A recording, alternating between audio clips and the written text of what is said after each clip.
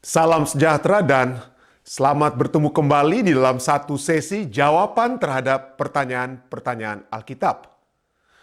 Beberapa orang menolak Sabat hari ketujuh sebagai hari perbaktian, hari perhentian, karena mereka meyakini bahwa kita tidak dapat saat ini mengetahui secara pasti apakah hari Sabtu saat ini adalah sama seperti hari Sabtu atau hari Sabat yang tertulis di dalam Alkitab.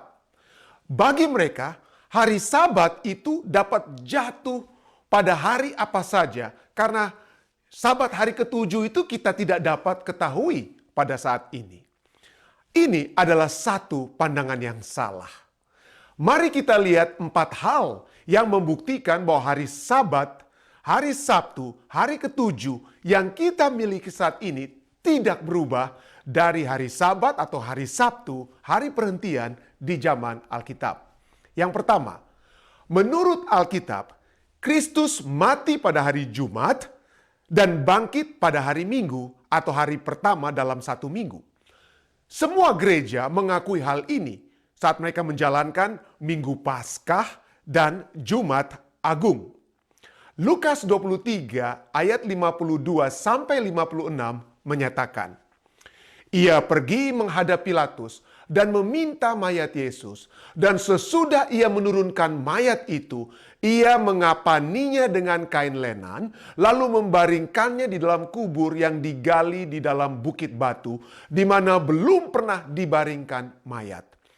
Hari itu adalah hari persiapan dan Sabat hampir mulai. Dan perempuan-perempuan yang datang bersama-sama dengan dia, dengan Yesus dari Galilea, ikut serta dan mereka melihat kubur itu dan bagaimana mayatnya dibaringkan. Setelah pulang, mereka menyediakan rempah-rempah dan minyak mur. Dan pada hari Sabat, mereka beristirahat menurut hukum Taurat atau menurut firman Tuhan. Lukas 23 ayat 52 sampai 56.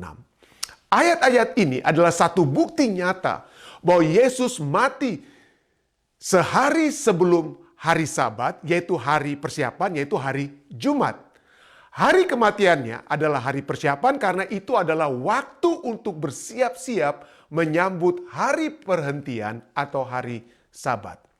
Perhatikan bahwa para wanita beristirahat pada hari Sabat sesuai dengan firman Tuhan. Karena mereka tahu dan kita tahu melalui firman Tuhan yang berfirman kepada kita, hari ketujuh adalah hari Sabat. Jadi kita tahu bahwa mereka beristirahat pada hari Sabtu. Ayat berikutnya, Lukas 24 ayat 1-2 mengatakan, tetapi pagi-pagi benar pada hari pertama minggu itu, mereka pergi ke kubur membawa rempah-rempah yang telah disediakan mereka. Mereka mendapati batu sudah terguling dari kubur itu. Lukas 24 ayat 1-2. Jadi, urutan peristiwanya adalah ada satu hari persiapan hari Jumat atau yang kita kenal sekarang Jumat Agung. Lalu ada hari Sabtu, hari peristirahatan, hari Sabat. Lalu kemudian ada hari Minggu, hari kebangkitan Yesus atau yang kita kenal dengan istilah sekarang Minggu Paskah. Inilah bukti yang pertama bahwa Sabtu itu adalah hari ketujuh yang diapit atau berada di antara hari Jumat dan hari Minggu. Yang kedua, kalender belum diubah sehingga membingungkan hari-hari di dalam satu minggu. Sama seperti yang kita tahu bahwa Yesus dan para pengikutnya merayakan hari yang sama dengan yang diperintahkan kepada Nabi Musa. Kalau saja pada zaman Yesus sudah ada perubahan dengan hari Sabat yang diyakini, yang disucikan oleh Musa, maka tentu saja Yesus sudah membuat koreksi atau meluruskan hari yang salah yang telah terjadi di antara zaman Musa hingga zamannya. Tetapi Yesus tidak membuat satu koreksi atau perubahan apapun. Jadi saat ini kita dapat meyakini bahwa hari ketujuh yang kita miliki saat ini adalah hari ketujuh yang sama seperti yang dirayakan atau dikuduskan oleh Yesus Kristus sendiri. Benar, ada perubahan kalender yang telah dibuat oleh Paus Gregorius ke-13 yang membuat perubahan kalender pada tahun 1582.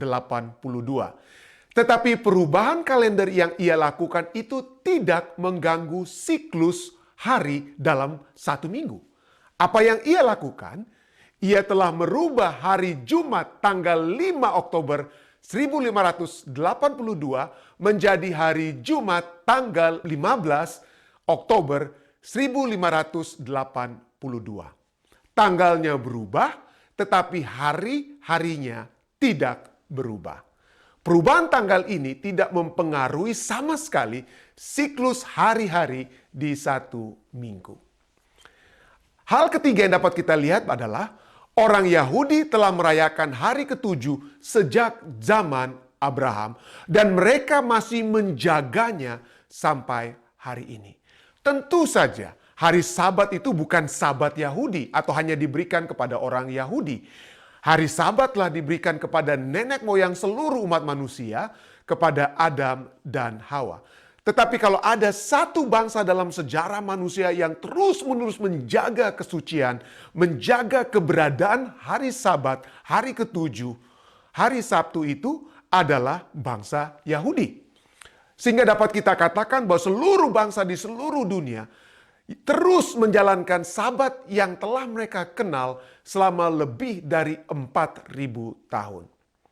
Apa mungkin misalnya jika zaman Abraham hari Sabat itu telah berubah hingga pada saat kita saat ini? Apa mungkin bahwa pada satu saat dalam sejarah umat manusia, satu saat seketika seluruh umat manusia itu mereka bangun di satu hari dan mereka lupa hari di saat mereka itu bangun? Misalnya, saya suatu waktu bangun di satu hari, tiba-tiba saya bingung, ini hari apa ya? Lalu kemudian saya bertanya kepada keluarga saya dan mereka juga katakan, iya kami juga lupa hari ini hari apa. Lalu kemudian keluarga kami bertanya kepada seluruh penduduk kampung atau seluruh penduduk kota. Lalu mereka semua katakan, iya kami juga lupa hari ini hari apa. Apa mungkin ini dapat terjadi kepada seluruh umat manusia? Tentu saja tidak. Hal keempat yang kita lihat yang menunjukkan tidak ada perubahan, tidak ada kekacauan dalam pengertian umat manusia sehubungan dengan hari Sabat sebagai hari ke-7, sebagai hari Sabtu adalah pada saat kita melihat lebih dari 100 bahasa di bumi menggunakan kata Sabat untuk hari Sabtu, hari ke-7. Bahasa Indonesia saja untuk hari ke-7 adalah apa? Sabtu yang menunjukkan kepada Sabat.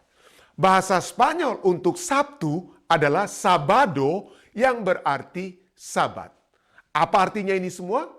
Ini membuktikan bahwa ketika bahasa-bahasa di dunia dimulaikan, Sabtu telah diakui sebagai hari Sabat dan telah dimasukkan ke dalam nama hari itu.